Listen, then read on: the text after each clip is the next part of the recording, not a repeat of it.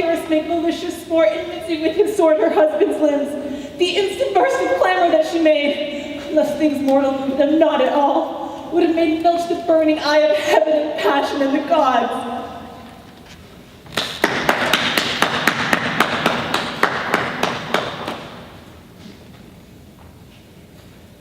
Dost thou hear me, old friend? Can you play the murder of Gonzago? Aye, my lord. We'll have it tonight. You could, for a need, study a speech of some 12 or 16 lines, which I had set down and insert in it, could you not? Aye, my lord. Very well.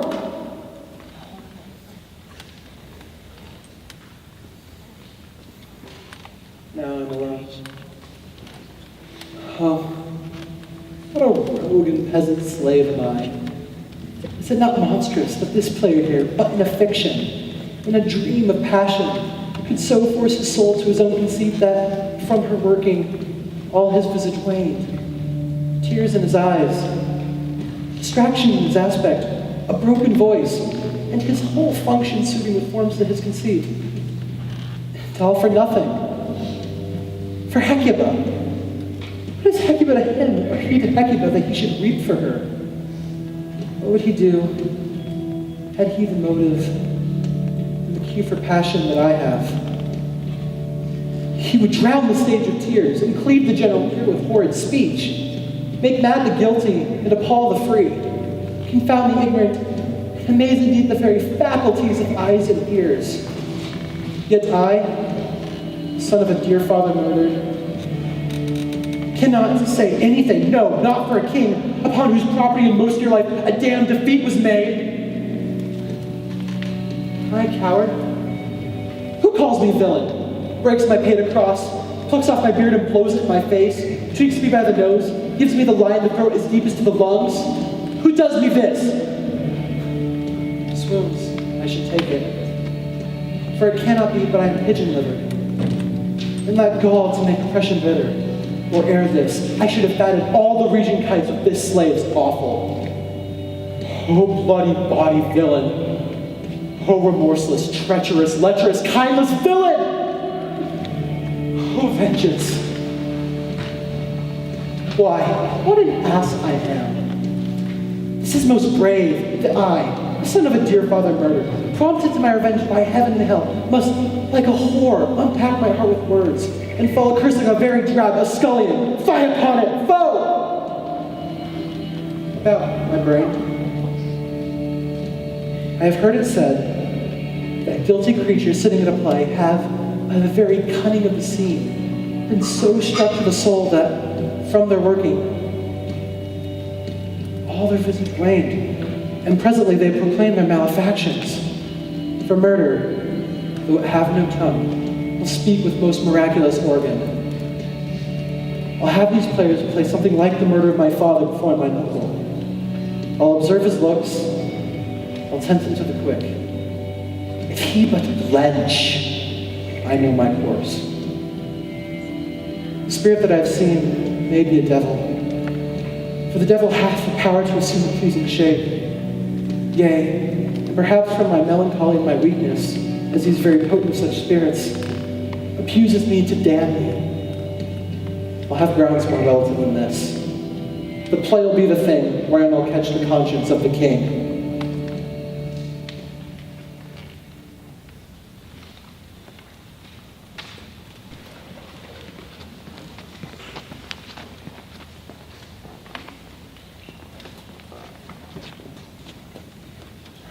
We have closely sent for Hamlet hither, that he, as to by accident, may hear affront Ophelia.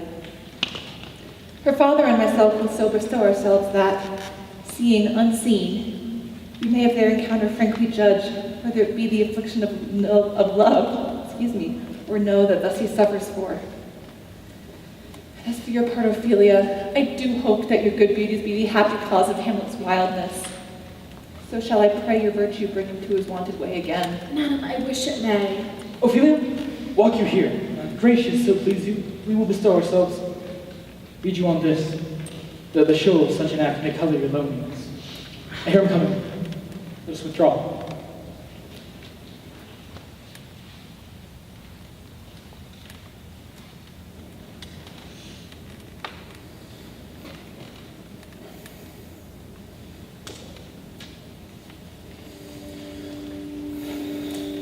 be or not to be? That is the question.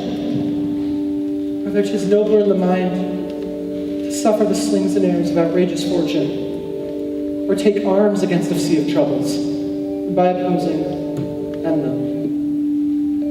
To die, to sleep no more. And by sleep to say we end the heartache and the thousand natural shocks that flesh is heir to. It's a consummation devoutly to be wished. To die, to sleep, chance to dream. Aye, there's the rub. For in that sleep of death, what dreams may come? When we've shuffled off this mortal coil, must give us pause. Aye, there's the respect that makes calamity of so long life. For who would bear the whips and scorns of time? The oppressor's wrong, the proud man's contumely, the pangs of despised love, the law's delay, the insolence of office, and the spurns that patient mayor of the unworthy takes, when he himself might his quietest make with a bare bodkin. But that the dread of something after death, the undiscovered country from whose bourne new travelers return, puzzles the will and makes us rather bear those ills we have than fly to others we know not of. Who would fardels bear to grunt and sweat under a weary life? This conscience does make cowards of us all. And the native hero resolution is sickled o'er with the pale cast of thought. And thus, enterprises of great pith and moment, with this regard, the currents turn awry and lose the name of action. Soft you now, the fair Ophelia, nymphs, and thy orisons beyond my sins remembered. Good, my lord. How does your honor for this many a day? I humbly thank you. Well. My lord, I have remembrances of yours that I have longed to re-deliver. I pray you, now receive them.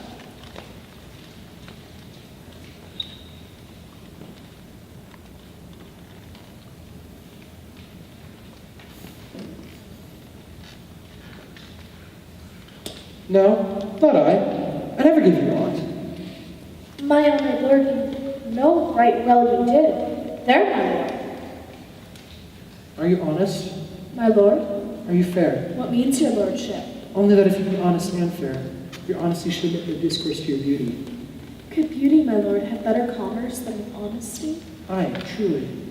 For the power of beauty will sooner transform honesty from what it is to a bond, than the force of honesty can translate beauty into his likeness. This was sometime a paradox, but now the time gives it proof. I did love you once. Indeed, my lord. You made me believe so. You should not have believed me. For virtue cannot so inoculate our old stock, but we shall relish of it. I loved you not. I was the more deceived.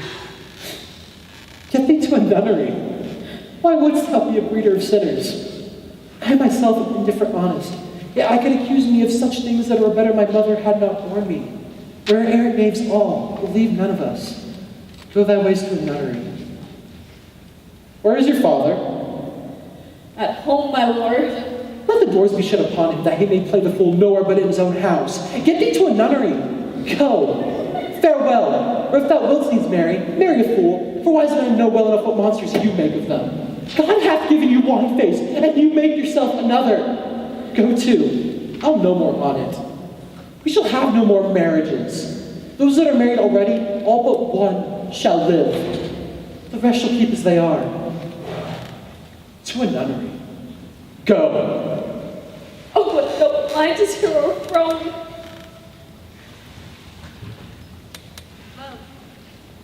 His affections do not that way tend, nor what he spake, though it lacked form a little, was not like madness. There's something in his soul o'er which a melancholy sits on brood. And I do doubt the hatch and disclose of it would be of some danger to our state, which for to prevent, he shall with speed on to England. What think you on it? It shall do best. But yet I do believe the very origin and commencement of his grief sprang from unrepented love. How now, Ophelia? You need not tell us what Lord Hamlet said. We heard it all. But let his queen mother all alone entreat him, and I'll be placed, so please you, in the ear of all their conference.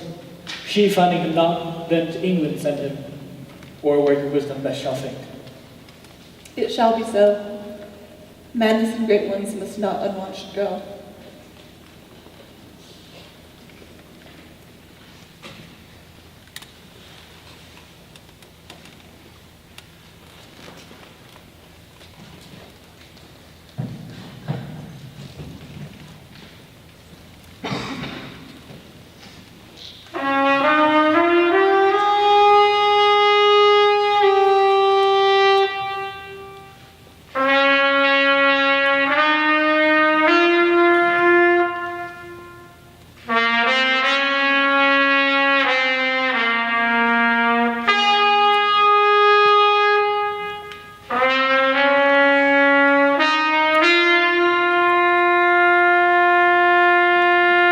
Good my lord, vouchsafe me a word with you.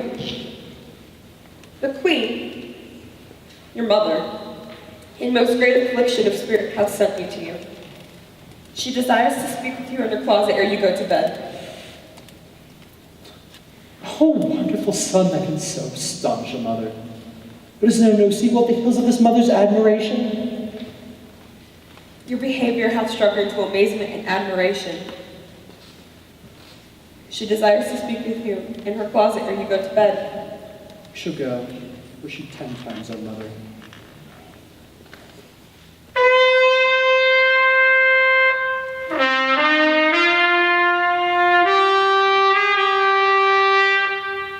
Have you any further trade with us? My lord, you once did love me. So I do still. By these pickers and sealers. Good my lord, what is the cause of your distemper? You do surely bar the door upon your own liberty if you deny your griefs to your friend. Will you play upon this pipe? My lord, I cannot. I pray you. Believe me, I cannot. I do beseech you. I know no touch of it, my lord. Why, 'tis easy as lying. Here, govern these ventages with your finger and thumb. Give it breath with your mouth, and it will discourse most eloquent music. Look you, these are the stops. But these cannot I command to any utterance of harmony. I have not the skill. Why, look how unworthy a thing you make of me. You would seem to play upon me. You would know my stops. You would pluck the heart out of my mystery. You would sound me from my lowest note to the top of my compass. And there is much music, excellent voice, in this little organ. Yet, cannot you make it speak? Swoons. Do you think I am easier to be played on than a pipe? Call me what instrument you will. Though you can fret me, you cannot play upon me.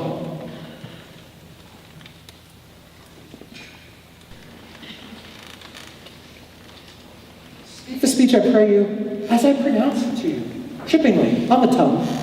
But if you mouth it, as many of your players do, I had to think the town crier spoke my lines.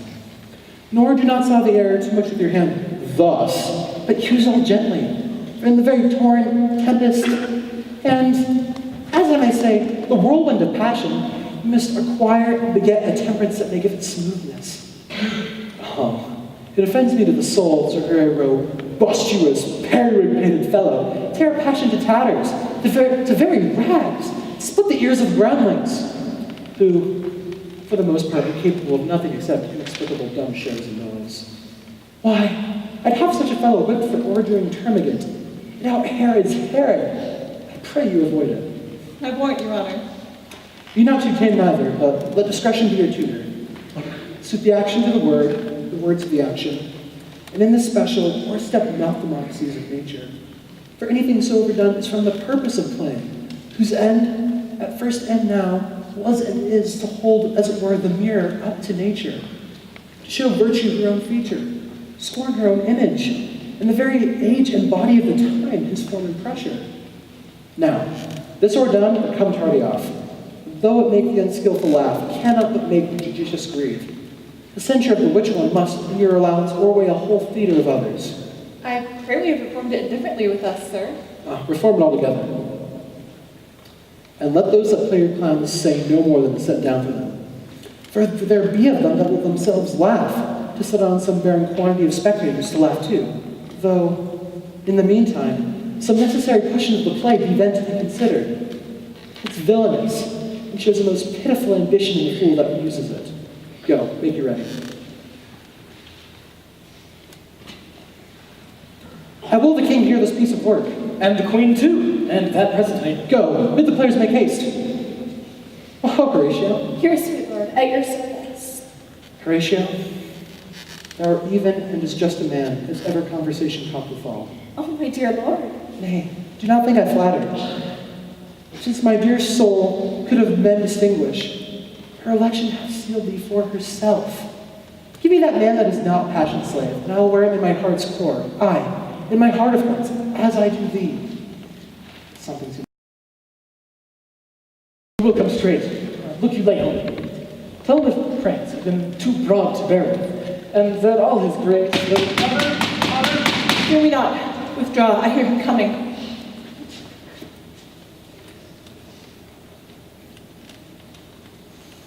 Hamlet, thou father hast thy much offended. Mother, you have my father much offended. Come, you answer with an idle tongue. Go, you question with a wicked tongue. Nay then, I'll set those two that can speak.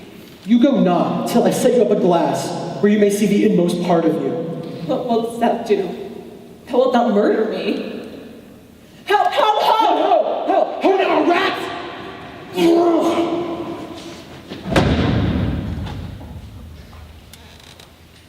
What hast thou done?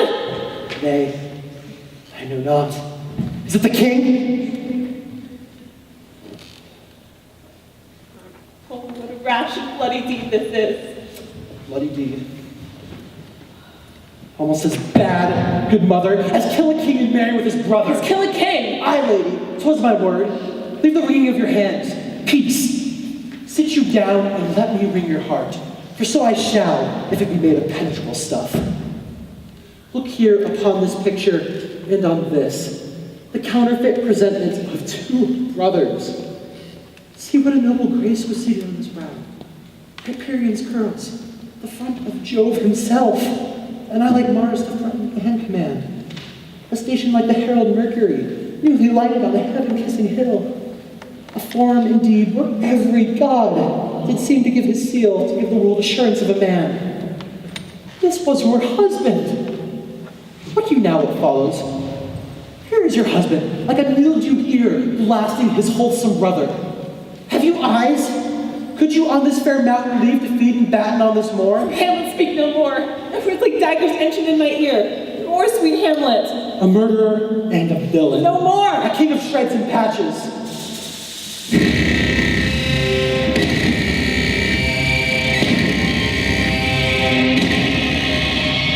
Save me and hover over me with your wings, you heavenly guards. Oh, would your gracious figure. Do not forget, this visitation is but to whet thy almost blunted purpose. But look, amazement on thy mother sits. Oh, step between her and her fighting soul. Speak to her, Hamlet.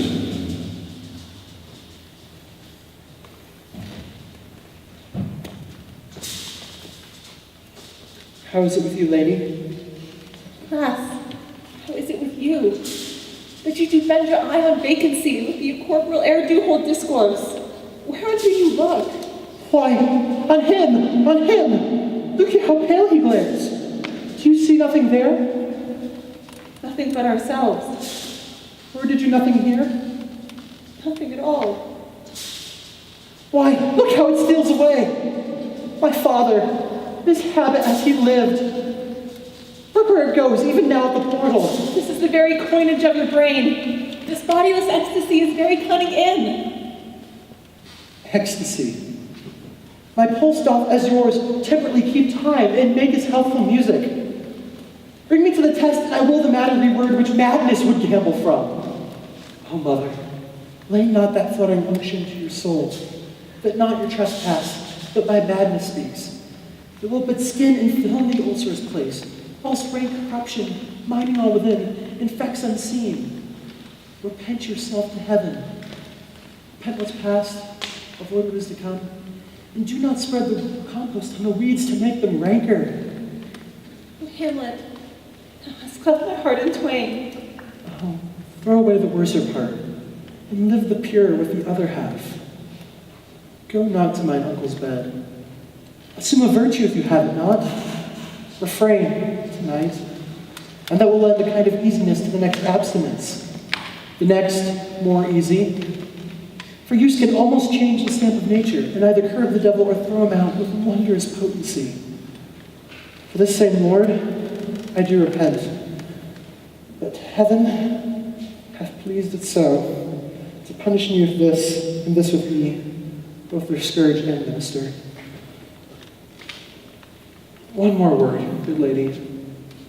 Let not the Blow King tempt you again with a pair of reaching kisses or paddling in your neck with his damn fingers. Do not let him make you to ravel all this matter out, that I essentially am not in madness, but mad in craft.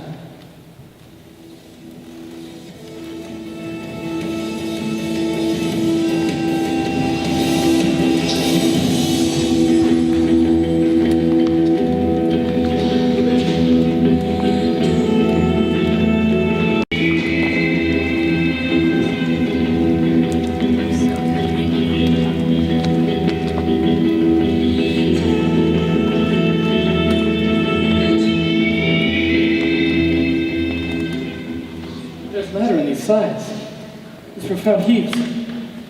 We must translate to see what we understand them. Where's your son? My lord, what I have seen tonight. What, Gertrude? How does Hamlet? Mad as the wind and the sea, when both contend which is the mightier. In his lawless apprehension, hearing behind the arrow something stir, whips out his rapier, cries, a rat, and in his lawless fit kills the unseen man. Oh, heavy deed. Heaven so with us that we've been there. His liberty is full of threats to all. To you, yourself, to us, to everyone. How shall this bloody deed be answered? It will be laid to us, whose providence should have kept short, restrained, out of hump this mad young man. But such was our love that we not seeing what was most fit, and like the bear of some foul disease, to keep her from divulging, let it feed even on the pith of life. Where is he gone? Draw apart the body he hath killed, or from his madness like an ore among minerals may shows himself pure. He weeps for what is done. Oh, Gertrude, come away. The sun no sooner shall the mountains touch than we shall with speed send him hence. And we with both our majesty and skill both countenance and excuse. Oh, friend, gather you with some further aid. Him that madness hath Polonius slain. And from his mother's closet he hath dragged the puppy. Go, seek him out. Speak fair to him, and bring the body into the chapel. I pray you make haste in this. Come away. We must seek our wisest friends. Both tell them what we need to do, and what is most untimely done. So happily slain, as whisper with world's diameter, may transport its poisoned shot and miss our name, and hit the woundless air. Oh, come away. My soul is full of discord and dismay.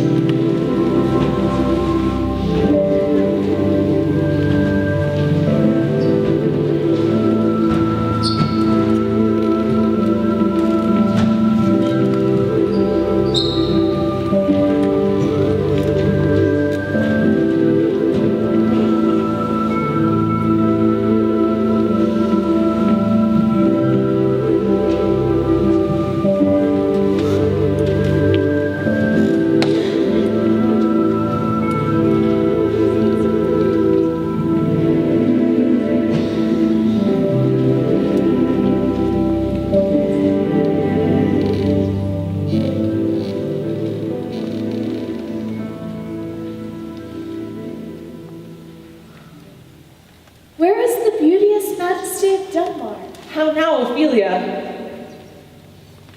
How should I your true love know from another one? By his cockle battened staff and his sandal shoes. Sweet lady, what imports this song? Say you? Nay, pray you more. He is dead and gone, lady. He is dead and gone. At his head a grass-green turf, at his heels a stone home. Nay, but Ophelia. Hey, you mark! White hay shroud is the melted snow. Alas, look here, my lord. How do you, pretty lady? Well, God told you. You say the owl was a baker's daughter. Lord, we know what we are, but no not what we may be. God made your table. Conceit upon her father. Pray, let's have no words of this. But when they ask you what it means, say you this. Tomorrow is St. Valentine's Day, all in the morning bedtime, and I am made at your window to be your Valentine. Then up he rose and donned his clothes. How now? What noise is that? Oh, heat dry up my brains. Tears 7 times salt burn out the sense and virtue from mine eye. By heavens, thy madness shall be paid and wait till our scale turn the beam. O Rose of May, dear maid, kind sister, sweet Ophelia, heavens, is it possible that a young maid's wit should be as mortal as an old man's life? Nature is fine in love, where it is fine sense and precious instance of itself after the thing it loves. Before him bare-faced all the fear. Hey nonny, and in his grave rained many a tear. Fare you well, my dove. Hadst thou thy wits and didst persuade revenge, it could not move thus. There's rosemary. That's for remembrance. Pray you, love, remember. There's pansies. That's for thoughts. A document in madness. Thoughts and remembrance fitted. There's fennel for you, and collards. There's rue for you, and here's some for me. We may call it herbivorous Sundays. Oh, you must bring a rue with a difference. There's a daisy. I would give you some violets, but they withered all when my father died. They say he made a good end. For bonny sweet robin is all my joy. Thoughts and affliction, passion, hell itself, she turns to favor and to prettiness. And will he not come again? And will he not come again? No, no, he is dead. Go to thy deathbed. He never will come again. His beard was as white as snow, all flax and was his hope. He is gone, and we cast away moan, God mercy on his soul. And all of Christian souls, I pray God be with you. Go, follow her close. Give her good watch, I pray you. Oh, this is the poison of deep grief. It springs all from her father's death. Poor Ophelia, separated from herself, her better judgment, without which we are pictures, or mere beasts. Oh, thou vile king, give me my father! Calmly, good Laertes! That drop of blood that the call proclaims me bastard, Christ coupled to my real father, and brands the harlot even here between the shades, on Snurt's brow of my true mother. What's the cause, Laertes, that your rebellion looks so giant-like? Where is my father? Dead. How came he dead? I'll not be juggled with. To hell allegiance, thou's the blackest devil. I dare damnation. Only I'll be revenged most thoroughly for my father. Now you speak like a good child and a true gentleman. That I am guiltless of your father's death and am most sensibly in grief for it. It shall as level to your judgment pierce, as day does to your eye. For he who hath the noble father slain doth pursue my life. If that be so, then tell me why you have proceeded not against his feet, so prideful and so capital. For 2 reasons. The first, his queen mother, lives almost by his looks. The second, but to a public court I may not go. The general love the gender bear him, for they, being like the spring that converts wood to stone, would turn his guise to graces, and my arrows, being too slightly timbered for so strong a wind, would revert back to my bow, and not where I had aimed them.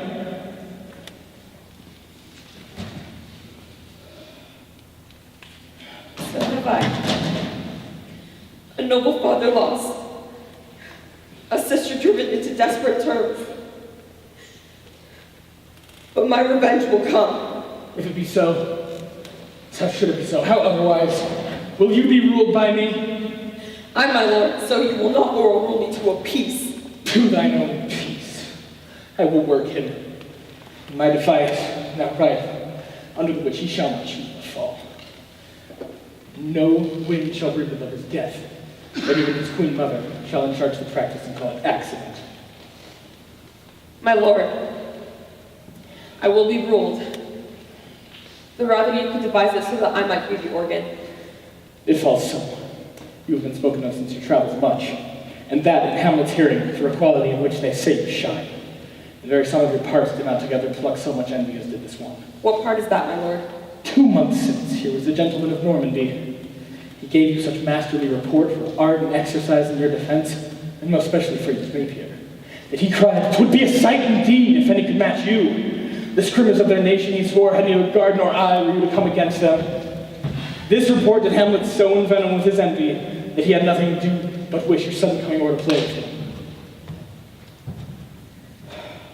I will do it. And for the purpose I'll anoint my sword. About an unction of a mountebank, some mortal that would dip a knife in it, where it draws blood, no cataplasm, so rare, collected from all simples that have virtue under the moon, can save the thing from death that is but scratched with bone. I'll touch my point with this contagion that if I gall him slightly, it may be death. When in your motion you are hot and dry, as to make your bouts more violent to that end. I'll have repaired him, a challenge to the knots. Whereon with sipping, if he by chance escaped you and was struck, our purpose may still hold there. How now, sweet queen? Alas, one bow doth tread upon another's heel. So fast they follow. Your sisters drown Laertes. Drowned where? There is a willow grows aslant to brook that shows us her leaves in the glassy stream. There, with fantastic garlands did she come, of curled flowers, daisies, petals, and long purples. Which liberal shepherds give a grosser name, but our cold maids do dead men's fingers call them. There, on the pendant bow, her coronet weeds clambering to hang. And then the sliver broke, and down she and her fantastic garlands fell in the weeping brook. Her clothes spread wide, and while they bore her up, which time she chaunted snatches of old tunes, like one incapable of her own distress, or native and endued unto that element. But long it could not be, till that her garments, heavy with their drink, pulled the poor wretch from her melodious lay to muddy death. Alas, then she's drowned. Drowned.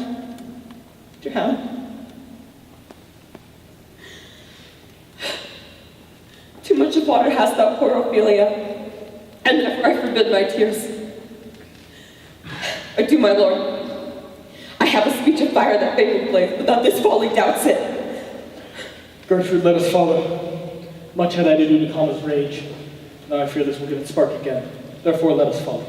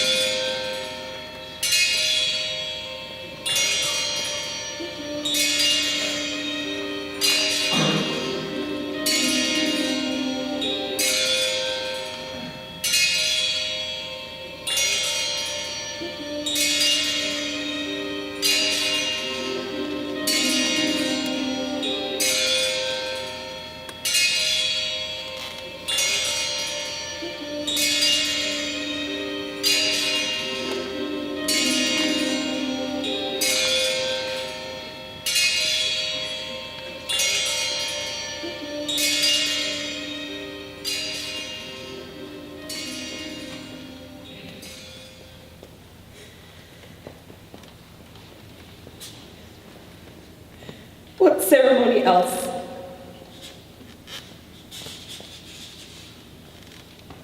What ceremony else? Her obsequies have been as far enlarged as we have warranties. Her death was doubtful. With that great command which o'ersways the order, she should in ground unsanctified have lodged. Charitable prayers, shards, flints, pebbles be thrown on her. But here she is allowed her virgin rites, her maiden instruments, and the bringing home of bell and burial. Must there no more be done? No more be done. We would profane the service of the dead to sing a requiem to her as such to peace parted souls.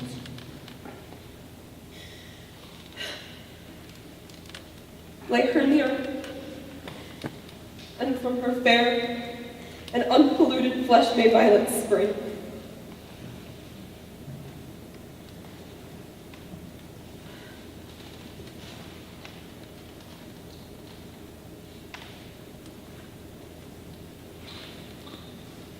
I tell thee, a ministering angel will my sister be when thou liest howling. Sweets to the sweet. Farewell. I hope thou shouldst have been my Hamlet's bride. I thought thy bride bed to have decked, sweet maid, and not have strewed thy grave. Oh, trouble roll. While 10 times trouble roll that cursed head whose most ingenious sense thy wicked deed deprived me of. Hold up the earth while till I have caught her once more in mine arms.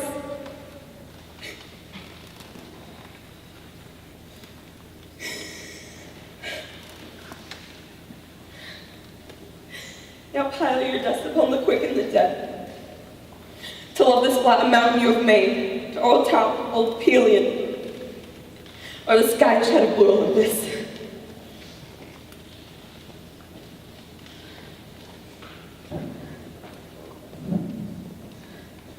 The devil take my soul! I pray it's not well. I pray thee take thy fingers from my throat. Pluck them asunder. Hamlet! Hamlet! I loved Ophelia. 3,000 brothers could not, with all their quantity of love, make up my son. Show me what thou wilt do for her. Bad Laertes. Swoons, show me what thou wilt do. Wilt weep? Wilt fight? Wilt fast? Wilt tear thyself? Wilt drink up easel? Be a crocodile? I'll do it. Dost thou come? Prepare him! Dost thou come here to whine? To outface me with leaping in her grave? Be buried quick with her, and so will I. What is the reason that you use me thus? I have loved you ever, but it matters not. Let Hercules himself do what he may. The cat will mew, and Tob will have his day.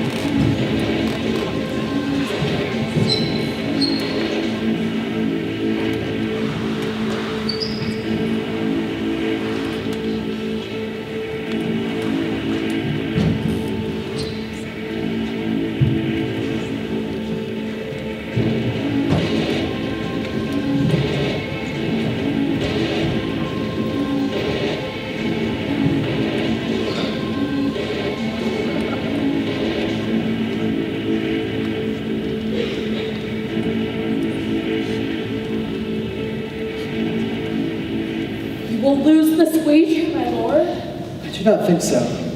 Since you went to France, I have been in continual practice. I shall win at the odds. But thou wouldst not think how ill I was here upon my heart. If your mind dislikes anything, obey it. I will forestall their repair hither and say you were not fit. Not a whit. We defy augury. There's a special providence in the fall of a sparrow. If it be now, 'tis not to come. If it is not to come, it will be now. Hamlet, take this hand from me. Give me your pardon, sir. I have done you wrong. But pardon it, as you are a gentleman. Let my present disclaiming from a purposed evil frame me so far into most generous thoughts that I've shot my arrow over the house and hurt my brother. I am satisfied in nature, and do receive your offered love like love, and will not wrong it. I embrace it freely. And will this brother's wager frankly play? Give us the foils, come on. One for me. I'll be your foil, Laertes. In mine ignorance, your skills shall, like a star in darkest night, stick fiery off indeed. You mock me, sir. No, by this hand. You know the wager, Hamlet? Very well, my lord. Your grace has laid the odds on the weaker side. This is too heavy. Come, let me see another. This foil likes me well. These foils of all length? Aye, my good lord. Bring the soups of wine to the table. The king drinks to you, Hamlet. And you, the judges, bear wary eye. Come, begin. Come on, sir. Come, my lord.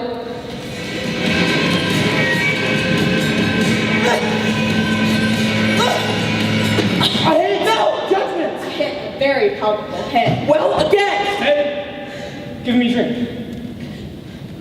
Hamlet, to thine health. Here, give him the cup. I'll play this out first. Set it by a while. Come.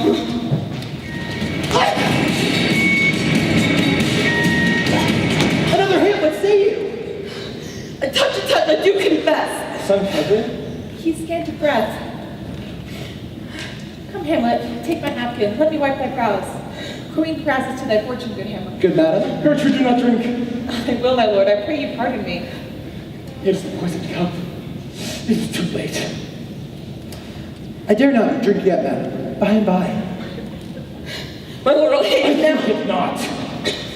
Come, Laertes for the third. You but dally. I pray you, pass with your best violence. I'm afeard you make a want of them. Say you so. Come on, how about you now?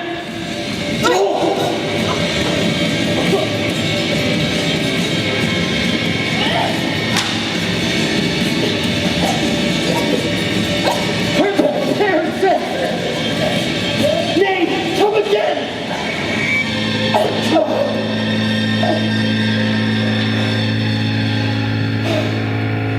They bleed on both sides. How fares it with you, my lord? Lies on the cup to my own strength. Justly killed from mine own treachery. Look to the queen there, how? How does the queen? She swoons to see them bleed. No. The drink. The drink. My dear Hamlet. I am poisoned.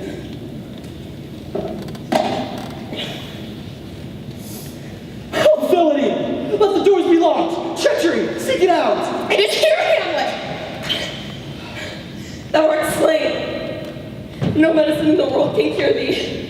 In thee there is not half an hour of life. The treacherous instrument is in thy hand, invaded and envenomed. The foul practice hath turned itself on me. Lo, here I lie, never to rise again. Thy mother's poison. I can no more. The king is to blame. Wait, venom too. Then venom to thy work! Here, thou incestuous, murderous, damned thing! Is thy union here? Follow my mother!